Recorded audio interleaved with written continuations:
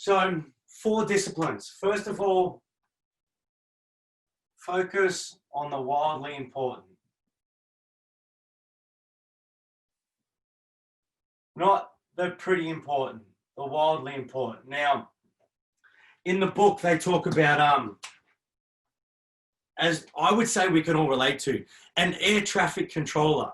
Now, at any point in time, they have planes on the ground, planes in the air, planes coming, planes going, all important. Like if any of us was on one of those planes, we're going to argue this plane is pretty damn important, right? But you need to focus on what's the wildly important. So at any point in time, an air traffic controller is aware of all those other things, but they are focusing on the plane that is landing at that time. Because obviously if they don't, that's the worst thing that can happen. But also land that plane and get that out of the way helps all the other planes to do what they need to do. So 1 or 2 WIGs, as we call them, wildly important goals.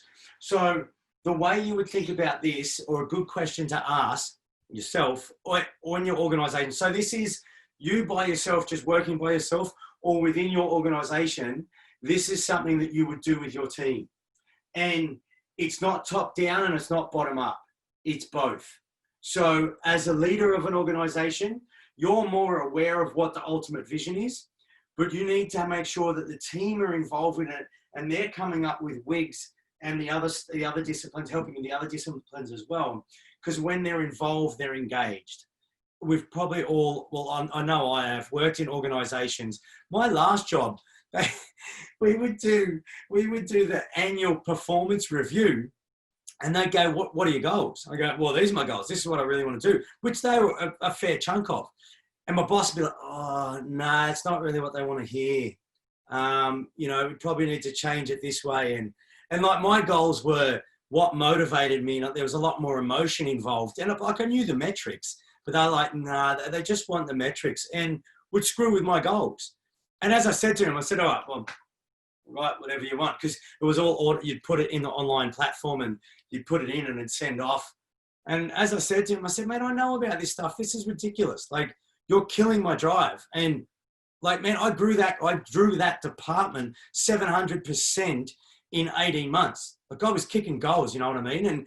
And my sales manager at the time, or the national manager, was very happy with what I was doing and was completely on board with what I was saying, but that was the system.